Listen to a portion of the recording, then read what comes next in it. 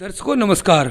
आज हमारे साथ में हाफिज़ गुलाम सनवर जी मौजूद हैं और आपने सभी राष्ट्रीय और अंतर्राष्ट्रीय चैनलों पर इनकी डिबेट ज़रूर सुनी होगी और अगर नहीं सुनी होगी तो बहुत जल्द अभी इनकी एक नई डिबेट आर भारत पर आने वाली है, जिसके लिए कुछ देर में यहाँ से निकलेंगे। और मैं आपको सबसे बड़ी बात बता दूं कि हमारे किराड़ी विधानसभा के ही रहने वाले हैं।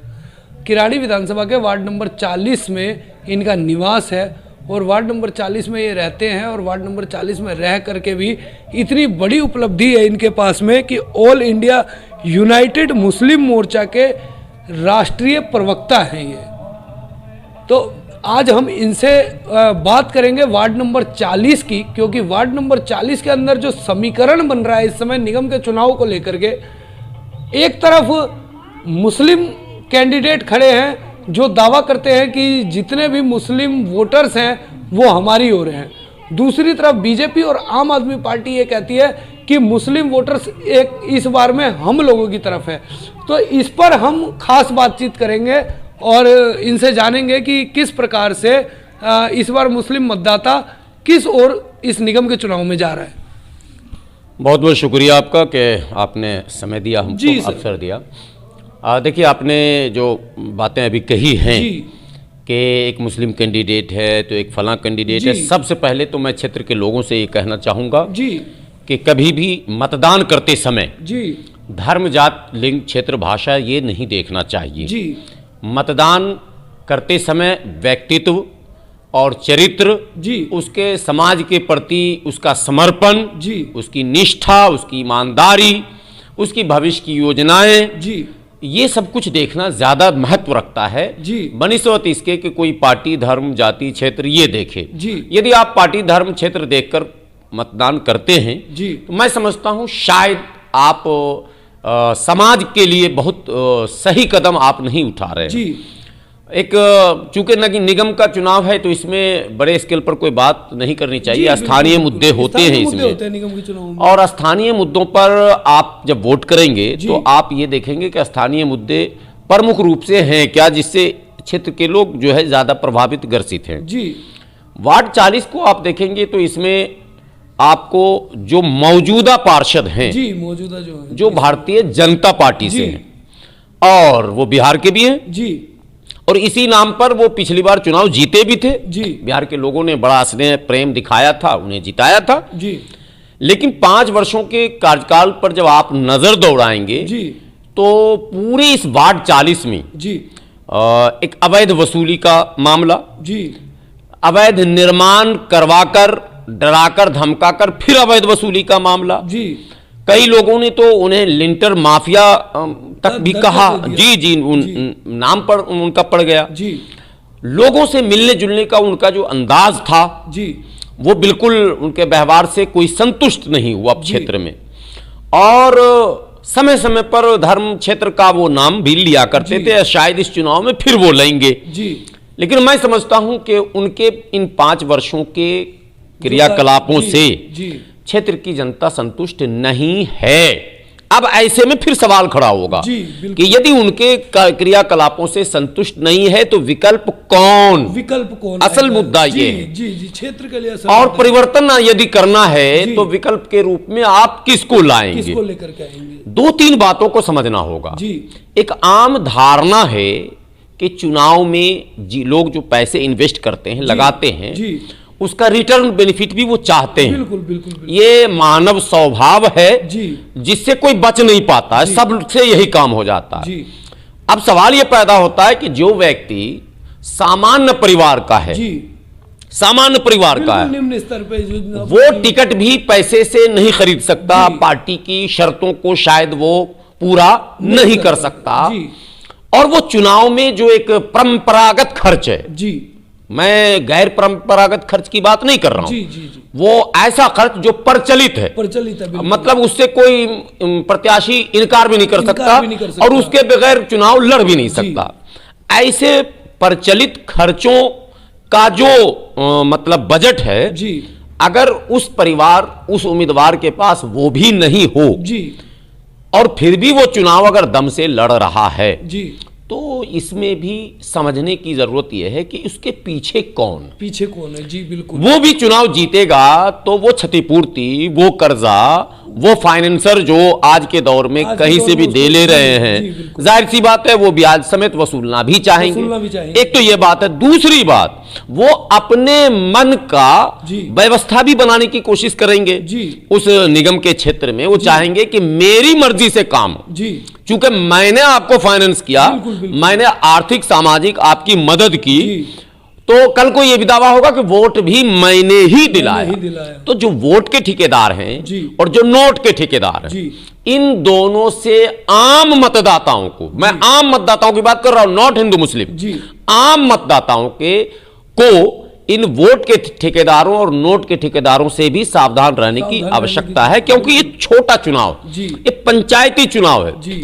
आपको यह देखना है कि वो व्यक्ति जिसके पास स्थिति ऐसी हो कि समय पड़ने पर निगम का बजट अगर नहीं भी है तो भी समाज को अति आवश्यक कार्यों में वो अपना पैसा लगा करके कर सकता। एक सवाल ये भी है, और ये देखा गया दिल्ली के कई कोनों में कि ऐसे भी निगम पार्षद रहे हैं कि बजट हो ना हो, यदि लोग पीड़ित हैं तो उस पीड़ा से मुक्ति के लिए वो अपना धन लगाते हैं। अब आप देखेंगे पिछले 5 वर्षों में, मैं नाम नहीं ले रहा हूं, लेकिन हमारे जो वार्ड 40 के निगम पार्षदा महोदया रही हैं और उनके जो पति महोदय रहे हैं, उन्होंने पूरा ये 5 वर्ष अब तक पीड़ित लोग, पानी से गली पटा हुआ है, जल भराव, जल जमाव बहुत बड़ी समस्या है, जल निकासी का कोई प्लान नहीं बना आज तक, जबकि जल निकासी का अगर प्लान बनता तो सारा सिस्टम सेक्टर 22 से आपका जुड़ रहा था। सर जहां तक मैं आपको यहां रोकना चाहूंगा कि आप जल निकासी की अगर बात करें तो इन्होंने पीछे बहुत बड़ा एक दावा किया था कि डीडीए के साथ मिलकर के और सांसद महोदय की मदद से इन्होंने एक फंड अलॉटमेंट कराया था, जिससे इन्होंने कई पॉइंट्स पर पंप लगाए थे पानी को निकालने के लिए। क्या वो सक्सेस नहीं, पंप निकालना ये अस्थायी समाधान है, हालांकि उसमें सफलता उनको नहीं मिली। पंपिंग होता रहा, पंप चलता रहा, लेकिन जल जमाव जस का तस रहा, सारी सड़कें खराब हो गई, कई मकान खराब हो गए, कई लोग जो है वो संक्रमित हो गए उन बीमारियों से जो जल जमाव के कारण जिस तरह की बीमारियां होती हैं। ऐसे में देखिए एकदम साधारणता है, इनकी निष्क्रियता सर्वविदित है, सब लोग जान रहे हैं। यह आदमी अपने ईमानदारी के साथ इन्होंने कर्तव्य का निर्वहन नहीं किया। अब बदलाव पर ही बात होनी चाहिए और बदलाव पर ही मैं अपनी प्रतिक्रिया आपको दूं कि एक मजबूत उम्मीदवार को चुनिए, एक ऐसे व्यक्ति को चुनिए जो आपके बीच में रह रहा है, मजबूत है, उसके पास इतनी व्यवस्था हो कि आपके दुख सुख को दूर करने के लिए किसी और के सामने उसे हाथ ना फैलाना पड़े। मैं किसी पार्टी का नाम नहीं ले रहा हूं, जनता बहुत समझदार है साहब, ऐसा नहीं है कि जनता मूर्ख है। इस बार जनता नेताओं को ही मूर्ख बना देगी, आप देख लीजिएगा। वार्ड 40 में यह भी होगा और कई बार ऐसा हुआ है, कई बार पीछे भी। अब कुछ लोग दावा करते हैं कि मैं मुसलमान हूं, मुसलमानों के वोट का ठेकेदार हूं, ठीक है, मैं हाजी हूं, मैं फला हूं, ये सारी बातें अब चल रही हैं। और कांग्रेस को टिकट मिला, मुसलमानों ने दिया, तो कांग्रेस को तो शबनम रियाज को भी विधानसभा में दिया गया था। बिल्कुल। कांग्रेस का अंजाम तो लोगों ने देख ही लिया। उसके बाद ये दूसरा एक्सपेरिमेंट है। मसला यह है कि अगर धर्म की बात आप करेंगे, मैं उन मुसलमानों से अब कह रहा हूं जो कांग्रेस का झंडा ढोकर छाती ठोककर कह रहे हैं कि मुसलमान कांग्रेस ने प्रत्याशी दिया है इसलिए मैं वोट दे रहा हूं, तो मेरे भाई अगर मुसलमान दिया है तो आप दे रहे हो, तो फिर दूसरे पक्ष में उसका जो विपरीतार्थक शब्द होगा वो ये होगा कि हिंदू दिया है इसलिए मैं दे रहा हूं, तो फिर तो हिंदू मुस्लिम हो गया। और यदि हिंदू मुस्लिम हो जाता है तो जरा वोट का गणित बताइए कि कांग्रेस प्रत्याशी कैसे जीतता, हमको कोई समझा दे गणित। नहीं जीत पाएगा ना। इसलिए जो लोग ये छाती ठोक कर कह रहे हैं वो कांग्रेस प्रत्याशी के भी दुश्मन हैं और ऐन मौके पर वही लोग भागेंगे, वो कांग्रेस प्रत्याशी को भी वोट नहीं देंगे। 40 नंबर वार्ड के मतदाताओं, विशेषकर मुस्लिम मतदाताओं से मैं विनती करता हूं, आप धार्मिक आधार पर वोट मांगना और वोट मांगने वालों की बातों को सुनना दोनों बंद करें। बिल्कुल बंद करें। हाँ, वरना इससे आपका भी नुकसान है, क्षेत्र का भी नुकसान है, और जो ध्रुवीकरण का आरोप किसी और पर आप लगाते हैं उसके आविष्कारक आप बन जाएंगे, कारण भी आप बन जाएंगे, और अंतोगत्वा जिसको आप हराना चाहते हैं। एक बात तो तय है कि मुसलमान एकदम, माने ये सारे लोग जानते हैं कि मुसलमान चाहता है कि भाजपा हार जाए। ये मुसलमान चाहता है। जी बिल्कुल, क्योंकि माइनॉरिटी के अंदर में एक संदेश गया हुआ है, एक डर है, एक भय है कि भाजपा जो है वो हमारी पार्टी नहीं है। ठीक है, पार्टी नहीं, और दूसरी बात की भाजपा हमेशा से मुस्लिम विरोधी रही। ठीक है, ये धारणा बनी हुई है। तो भाजपा को हराना है तो भाजपा को आप ये कहकर हरा सकते हैं क्या कि मैं मुसलमान हूं इसलिए मुसलमान को वोट दूंगा? ये संभव है क्या? नहीं है। पिछले चुनाव में मैं बसपा के प्रत्याशी को लड़ा रहा था तो मैंने कभी मुस्लिम शब्द का इस्तेमाल नहीं किया। मैंने जो बहुजन मूवमेंट था भाई, उसमें जो भी वोटर उनके हैं, कैडर वोट हैं, वो कोर वोट को मैं कलेक्ट कर रहा था। लेकिन उसी समय पिछले चुनाव में भी एक प्रत्याशी एमआईएम से खड़ा हुआ, उसने नारे तकबीर और दुनिया और जहान पूरा माहौल खराब किया। नतीजा वो भाजपा जीत गई। ठीक है, चंद वोटों से वो आम आदमी पार्टी हार गई, कुछ ही वोटों से, और उससे अधिक वोट जो है वो सब प्रत्याशी ले आया जो धर्म का खेल खेल रहा था। अब फिर यहां दोबारा वही खेल, उस पैटर्न वही है। पैटर्न चेंज नहीं हुआ, पार्टी चेंज हुई है। पार्टी चेंज हो गई, कैंडिडेट चेंज है, पार्टी चेंज है, पैटर्न इनका फिर वही है, मुस्लिम। पिछली बार भी इन लोगों ने वही चेहरे, मैं नाम किसी का नहीं ले रहा हूं, 40 नंबर वार्ड के लोग सभी लोग जानते हैं। आप कुर्ता पाजामा, टोपी, दाढ़ी, शेरवानी और सड़क पर मुसलमान हिंदू की बात कर रहे हो। ठीक है, कांग्रेस को हम भी धन्यवाद देते हैं कि उसने मुस्लिम कैंडिडेट दिया। वो तमाम पार्टियां देंगी, अवसर आएगा। पिछले बार बसपा ने भी दिया था, इससे पीछे किसी और ने दिया था, आरजेडी ने दिया था आपको उम्मीदवार।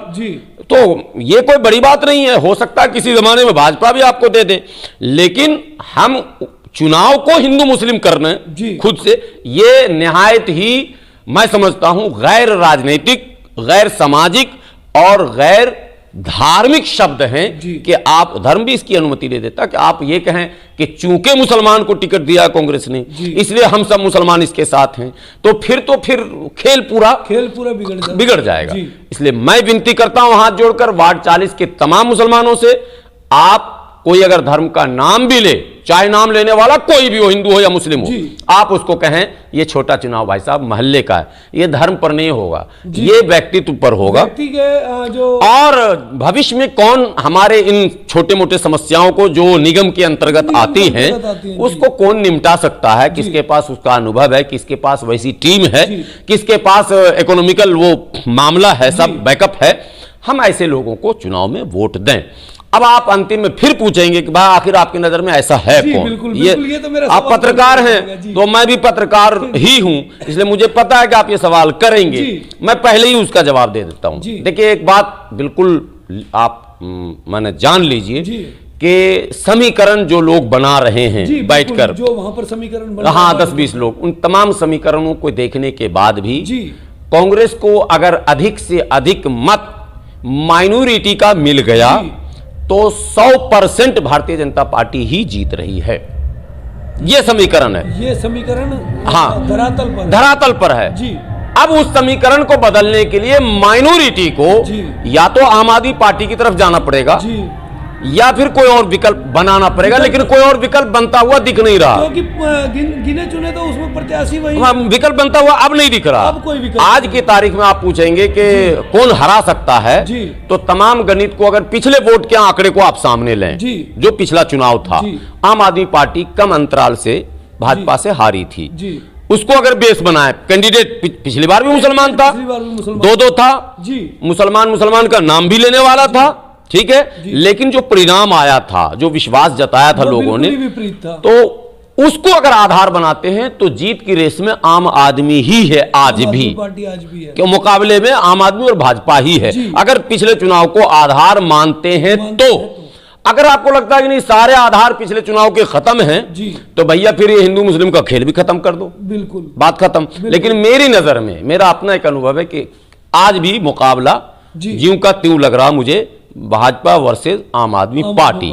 अब जो लोग भाजपा को हराना चाहते हैं उनको आम आदमी पार्टी की तरफ आना चाहिए, जो आम आदमी को हराना चाहते हैं वो भाजपा की तरफ जाए। सिंपल सा खेल है ये। इस खेल को अगर बनाएंगे तो एक चुनावी खेल कहलाएगा। बाकी वोट है, बिखेर दीजिए, भावनाओं में बह जाइए, धर्म का नाम लेकर कर लीजिए, वो आप राजनीति कुछ भी कर सकते हैं, लेकिन सच्चाई यही है।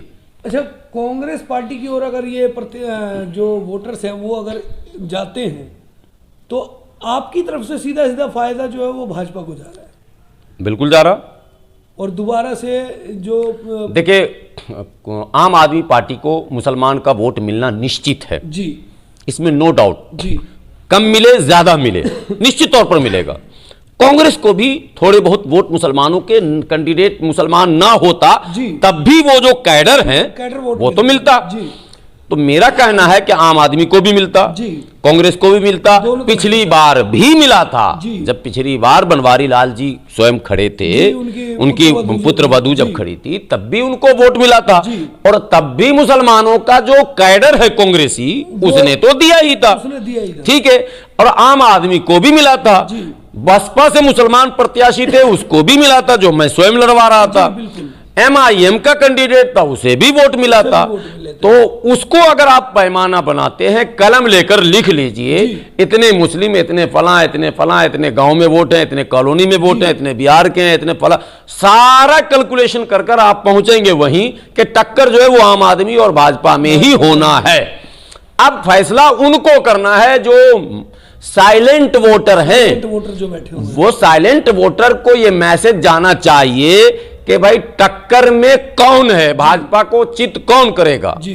भाजपा को चित केवल और केवल आम आदमी पार्टी का, यहां वार्ड 40 की बात कर रहा हूं, प्रत्याशी कर सकता है जी। अगर वो साइलेंट वोटर इनकी तरफ मुड़ेंगे तो। और अगर वो वोटर कांग्रेस की तरफ मुड़े तो 100% भारतीय जनता पार्टी विजयी होगी, ये मेरा अनुमान है। Clear cut. बहुत बहुत धन्यवाद सर। तो दर्शकों, आपने देखा कि किस प्रकार से हाफिज गुलाम सरवर जी ने अपनी बातों को बताया, और जो वार्ड नंबर 40 के अंदर समीकरण लोग बैठे बैठे अपनी गणित लगा रहे हैं, उस गणित को किस तरीके से खंडन करते हुए उन्होंने बताया कि अगर वोटर्स जो साइलेंट वोटर क्षेत्र में बैठे हुए हैं वो अगर एक तरफा भी उतर जाते हैं तो सबसे ज्यादा फायदा ये किसकी तरफ जा रहा है। अब फैसला आप सभी के हाथों में है। फैसले की घड़ी 4 तारीख। आप सभी मतदाता जागरूक हैं, जागरूक होकर के वोट डालने जाए और अपने मत का सही जगह प्रयोग करें। इसी कड़ी में कैमरा पर्सन सत्येंद्र कुमार के साथ मैं Chandan Kumar Jha, Express News India, Delhi.